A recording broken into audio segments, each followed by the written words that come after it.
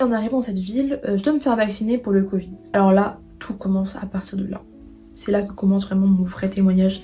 C'est là que commence vraiment l'histoire où je vais rencontrer Dieu en fait. Où je vais rencontrer Jésus. Donc écoutez bien.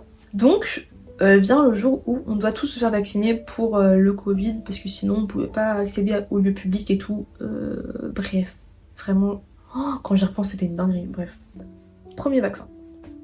J'y vais toute confiance, je me dis ouais, j'ai même fait un TikTok, je me rappelle, j'étais en mode go se faire vacciner, MDR. Je me fais vacciner. Et là. Oh putain. Et là, je ressens une douleur. Je ressens une douleur dans ma poitrine, genre dans mon cœur. Une douleur. Et je vous jure, hein, j'ai pensé que je faisais un arrêt cardiaque. Et du coup, mon père arrive avec mon frère et ils viennent me voir. Et là, je suis prise en charge par les pompiers. Ils me disent ah mais c'est rien, tu fais une petite crise d'angoisse. Mais moi je me disais mais c'est pas une crise d'angoisse. Là j'avais réellement physiquement mal au cœur. J'avais déjà fait des crises d'angoisse avant, donc J'avais déjà fait des crises d'angoisse avant, donc je savais ce que c'était et c'était pas du tout ça. Enfin j'étais pas du tout stressée. Je suis allée me faire vacciner toute seule de mon plein gré au truc. Et j'avais tellement mal. Et je me suis dit mais c'est quoi ça? Le dernier recours que j'avais c'était d'aller chez mon père. Donc je suis allée chez mon père. Et on habitait pas loin de Paris. Donc j'avais fait mon vaccin et j'essayais de me rassurer comme je pouvais. Je me disais bon, avec les jours peut-être que ça va passer. Je me disais peut-être que ça va passer, peut-être que c'est rien. Bon voilà. Et puis les jours passent.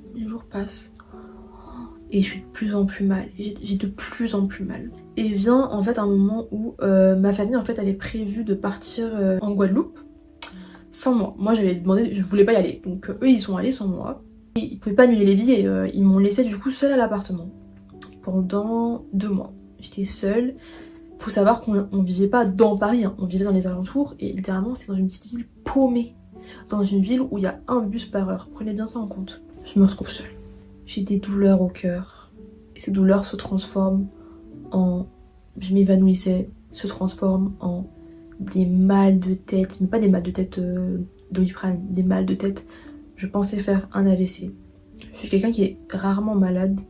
Mais là, je vous jure, je peux pas. Donc je perds totalement le contrôle de mon corps. Je me déplace pour aller à l'hôpital toute seule. Je fais toutes les radios possibles. J'appelle le SAMU par moment parce que j'arrive plus à me déplacer dans ma maison. Je suis littéralement misérable. Le vaccin, je sais pas ce qu'il m'a fait, mais il m'a fait quelque chose. J'ai fait toutes les radios, j'ai fait tous les trucs de cardiologue, j'ai fait tous les IRM. Et les médecins m'ont dit, bah vous n'avez rien madame, enfin, vous avez peut-être pensé à aller en psychiatrie. J'étais en mode... Pardon. Enfin, je veux dire... Non, c'est une blague. À ce moment-là, en fait, je me dis... Je vais mourir. Genre là, je vais mourir. Genre là, si ces douleurs ne partent pas, elles vont finir par me tuer. Entre-temps, j'allais voir des médecins. Et ces médecins, vu qu'ils pensaient que je faisais des crises d'angoisse, ils me donnaient un médicament. Un médicament qui est aussi... Enfin, je ne dirais pas le nom du médicament, mais c'est un médicament qui est utilisé pour les crises d'angoisse et pour la panique, qui est aussi utilisé en tant que drogue. Très fréquente. Genre en mode, les gens, ils utilisent ça pour se shooter. Et on me donnait ça, normal. À chaque fois que j'allais au médecin, on me donnait la même ordonnance. Tiens ça. Ça va calmer tes douleurs. Ça calmait pas mes douleurs, ça me shootait juste en fait. Et j'étais juste complètement hors de mon corps. Et j'avais toujours ces douleurs horribles au cœur et à la tête. Et à ce moment-là, j'abandonne tout. J'abandonne genre j'avais plus envie de vivre. Je n'avais plus envie de vivre. Le temps passe et là j'ai 19-20 ans. Donc mes douleurs se sont un petit peu atténuées, mais elles étaient toujours présentes. Je commence mes études à Paris et je prends mon propre appart. Donc je prends mon propre appart, cette fois un petit peu plus proche de Paris. Sachez qu'il y a beaucoup de détails que je skip parce que sinon ça va être trop long. Faut savoir que là, mes douleurs vont mieux, mais elles sont toujours présentes. Je me dis juste que je suis folle en fait. J'écoute les médecins, je me dis non mais je suis juste folle. Et je continue à prendre ce médicament qu'on me prescrit tout le temps à chaque fois que je vais au médecin. Donc bref, je suis dans cet appartement, je suis seule. Et je suis à fond, je me remets à fond dans la spiritualité. Méditation, encens, cristaux, bouddhisme, tout ça. J'écris des lettres pour manifester. Ah, c'était grave à la mode, hein, les trucs où manifeste, machin. Bref. J'écoutais de la musique mondaine tous les jours, je faisais des trucs mondains, enfin tout le temps. Voilà, ma vie ne change pas. Je suis, malgré ma maladie, je suis toujours une grosse folle. Et voilà, je suis toujours dans la spiritualité.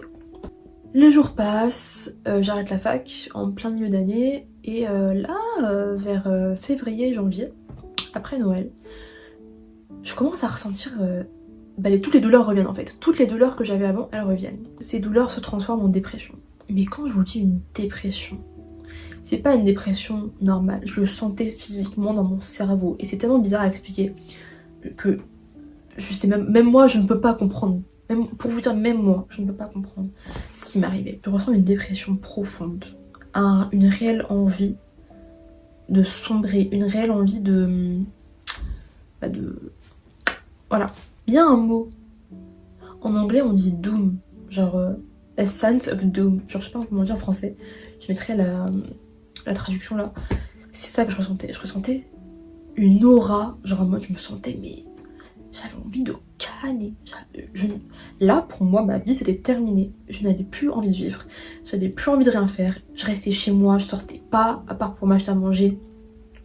Je faisais plus rien. Pourtant, je continuais ma méditation, mon encens et tout, Et toutes mes douleurs sont revenues. Je continue encore mon médicament et ça faisait rien. Enfin, c'était catastrophique. Et pour vous dire, cette douleur et cette peine et cette dépression étaient tellement sévères. Tellement sévères. Je perds le contrôle, encore une fois, de moi-même. Et là vient le soir où je fais ma première prière à Dieu. Alors, je vous explique. J'ai été dans la salle de bain et j'ai toutes mes douleurs, j'ai toutes ma dépression, mon anxiété, c'était vraiment ignoble. Vraiment, je ne souhaite pas ça. Même à mon pire ennemi, je ne souhaite pas cette douleur. Je vous promets. J'ai même pas les mots. Ça me dégoûte. J'ai pas les mots. Je suis dans ma salle de bain et je m'effondre. Je m'effondre de fatigue, je m'effondre de tristesse, je pleure en sanglots. Je suis au bout de ma vie. Je pleure et j'étais à bout. Et là, j'étais à bout. Et là, je dis...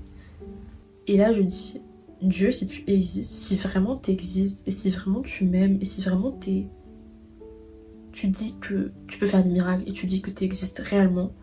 D'ailleurs, je sais même pas pourquoi j'ai parlé de lui, parce que de base, j'étais pas du tout intéressée par lui, hein. Enfin, c'est sorti comme ça. J'ai dit, Seigneur, si vraiment tu t'existes, alors prouve-le-moi. Genre, si tu vraiment t'existes, bah guéris-moi. Guéris-moi, parce que si tu me guéris pas, je vais m'en occuper moi-même en fait, et je vais aller faire une bêtise. Donc j'ai fait cette prière là. J'ai dit que j'étais désespérée, j'ai dit que c'était ma dernière option, là j'ai plus rien. Là j'ai tout perdu, je suis plus maître de mon corps, j'ai plus de force, je suis quasiment handicapée en fait, je ne peux même plus sortir de chez moi, je peux plus penser clairement, il faut que ça cesse. Fais quelque chose, si tu existes, fais quelque chose. Je suis à toi, clairement. Alors le soir passe, je me couche et le lendemain, donc je me lève, etc. Je fais ma journée, toujours avec les mêmes douleurs. Et ma copine m'appelle, ma copine du lycée, que je vous ai dit que j'ai rencontrée quand j'avais 16 ans, qui était chrétienne. On s'appelle, elle m'appelle et tout. On passe la nuit au tel, on passe 4 heures au téléphone. Et pendant tout cet appel téléphonique, comme de par hasard, on n'a fait que de parler de Dieu. Mes souvenirs sont flous parce que j'ai vraiment une très mauvaise mémoire. Mais il me semble que je lui racontais ce qui s'était passé, je lui racontais que j'avais prié à Dieu pour la première fois. Je pense qu'elle était contente pour moi, je pense qu'elle m'avait même félicité. Et on a passé des heures au téléphone à parler de Dieu. Son Dieu, Dieu des chrétiens, Jésus-Christ. Elle me parlait de comment on vivait un chrétien, elle me parlait de sa foi, elle me parlait de l'importance, à quel point c'est important de se confesser. Elle me parlait de sa relation avec son copain, elle me parlait du mariage, elle me parlait de beaucoup de choses. Et j'écoutais très attentivement. Quand elle me parlait de Dieu et quand elle me parlait de Jésus, et elle m'expliquait l'histoire de Jésus et le fait qu'il soit mort pour nos péchés, etc. Quand elle me l'expliquait, je ressentais vraiment genre de la paix. Genre vraiment j'étais sereine. J'étais genre, je pouvais l'écouter pendant des heures. On raccroche cet appel. Et là, je télécharge une appli qui s'appelait Bible pour femmes. J'ai téléchargé, je vous jure, je sais pas ce qui m'a pris, mais là, j'ai lu Genèse en vraiment genre très peu de temps.